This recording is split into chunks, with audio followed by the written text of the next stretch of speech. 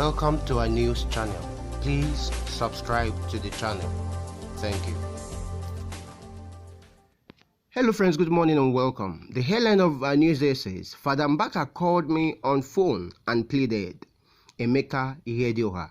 Okay guys, before we look at the details of the story, I came across this news this morning, early hour of today, and I wish to share it with us. At least let's have a little conversation.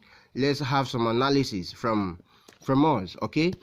Do you think this is actually possible for Father Mbaka to call Emeka Ihedioha to plead? That's the main point of this news. Okay, let's quickly look at what we have here.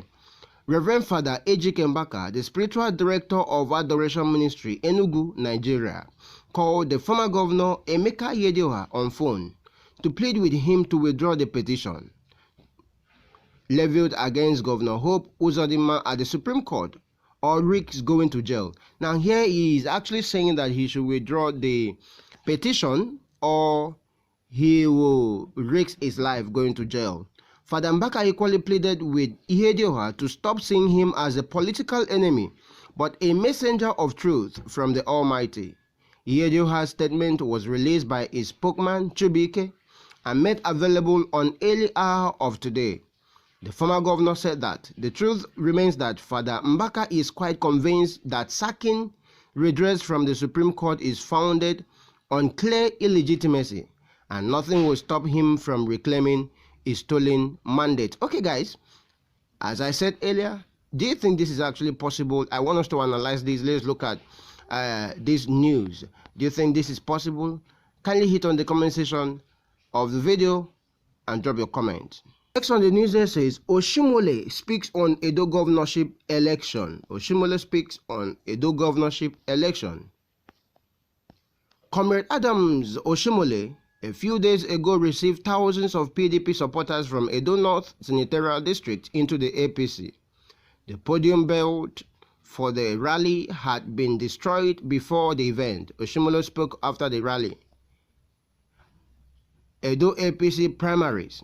I think what happened today is the best evidence that not only our primaries, our activities will be peaceful. That does not mean that I am in a position to vote for the inner intentions of each and every member of our party, but I am able to say that the overwhelming majority, 98% of APC members, are peace-loving people, and we are not about to do primaries for the first time. We have been doing primaries since 2007 when I became involved in party politics, and there has been no incidents of violence during our primaries. We can only build on that tradition. The beauty of primaries is that it allows you a first-hand feeling of the opinion of your own party members. If your own party members vote for you, you are already 49% through. If they don't vote for you, then you are not likely to go anywhere. So for any aspirant, I think it is important that we all work hard to have not just a peaceful primary, but one that is fair, transparent, and one that is representing the feelings of the APC family in Edo State. That I believe not reinventing the wheel. It is not rocket science. That is our trademark, and you should never forget, whatever you think about me, you should never forget I launched one man, one vote. I didn't invent it, but I helped to renew the campaign and to popularize it. If it is about the survival of the fittest, you will know that I am not the strongest guy in town, so I don't have any fear at all. Today there were people, I am told, who came in the midnight and burned down 2 vehicles, burned down the podium that was being constructed to be used for the rally, and they did that for reasons best known to them. The fact that they planned that evil did not stop the peaceful rally that we had without any incidents. The people were determined that there must be peace. If people want peace, those who plan violence will not prosper. I know that Edo people have a reputation for peace.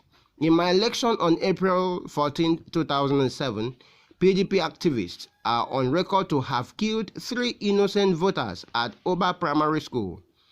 I erected a platform in their memory in Rabat Park, Benin City. So we are not bloodthirsty people.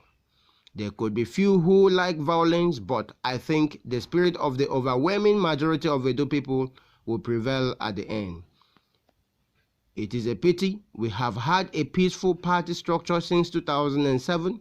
I keep emphasizing 2007 because, as you will recall, Edo had been reduced to a one-party state before I came on board, and we started from ground zero, and I realized quite early that the irreducible minimum requirement for our party to defeat PDP was to have internal unity and adhere strictly to the rules of our party, and to build trust among and between leaders of the party. This is an elementary role in social organizations, in voluntary organizations. I have had the privilege, and let me also say the burden, of leading Africa's largest mass-based, mass-driven, mass-funded, non-governmental organization called the Nigerian Labour Congress. I did that for 8 years without faction, and I have had the privilege of governing this state for 8 years without faction at my party. I think I am much more informed about these issues than some people would like to think. The forces of unity will overwhelm the forces of disunity, and APC will prevail. Suspension and counter-suspension. Listen to the words of our President Muhammadu Buhari, in the last address at the last NEC meeting of our party. He reminded all of us that we are bound together by a party constitution. What makes us an organization, because we are not an amorphous crowd or a rally, is the fact that we are organized and our actions are guided by our APC constitution. Buhari advised every APC member not only to read the constitution but to understand it.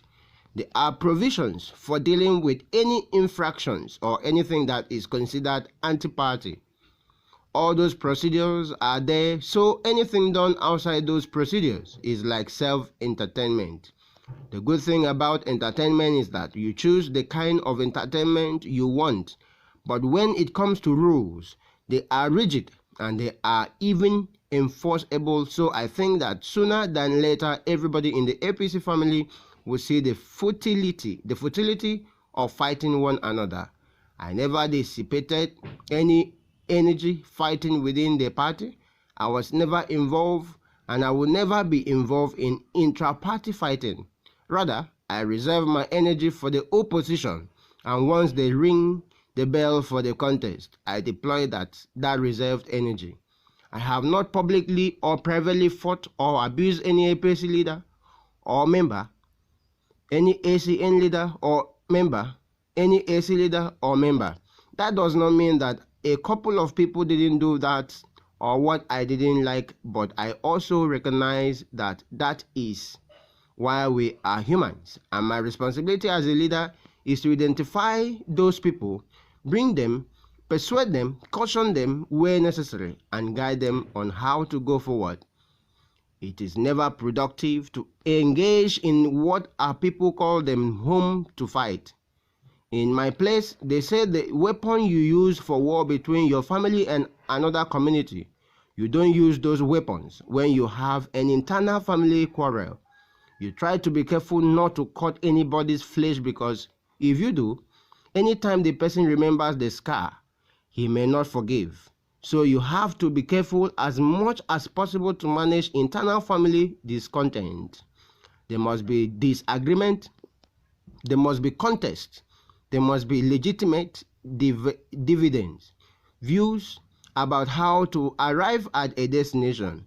The process of the contest needs to be peaceful, so that however it is resolved, everybody will like or will key in and follow the common route. I think that spirit still prevails, and that is what was demonstrated today. You know, we had an incident like that in Benin, when some people just choose to go and buy these used vehicles, put them on the road, burn it on airport road, just because they didn't want me to land in Benin. What was the purpose of my comment? To receive more people into our party. My language has always been, our doors are open. Let people who share our ideology come to join us. When they do, they enjoy all privilege. We have always been receiving people from PDP, and my message is the same, and it will remain the same whether I am a chairman or not. Chairman is a passing phase. I didn't join this party to become a chairman. I joined this party to contribute to it and to use it to deliver on good governance. It is a pity that APC people will come at 2 a.m. to burn down the facility meant to receive people into the party. And I think it is a shame for the police to allow people to carry a weapon and destroy things, and they work freely. But for me, I have faith in Nigeria. I have faith in my party. I have faith in our future, and I am very proud of APC youth. I am very proud of APC leaders. I am very proud of APC activists. Today, APC under my stewardship is stronger, it is better, and I dare say we have not lost any by-election. The first one was Ekiti, we won. We went to Osun, we won. The presidential election, President Muhammadu Buhari had more votes than he got in 2015. In the National Assembly, we have more senators than we had in 2015. We have more members in the House than we had in 2015. Thereafter, we went to Kogi. We won. Now, for the first time, APC has 2 states in the South-South. If people don't appreciate this, for me, I appreciate it that the heart of Ijaw Nation, a hugely rich oil-producing state, but mismanaged, is now back to the fold of APC. Okay, guys, this is coming from the APC. Oshimole speaking on the Edo governorship election. He has said a lot of things, as you've heard. What do you think about the story? Kindly hit on the comment section of the video and drop your thought. Thank you.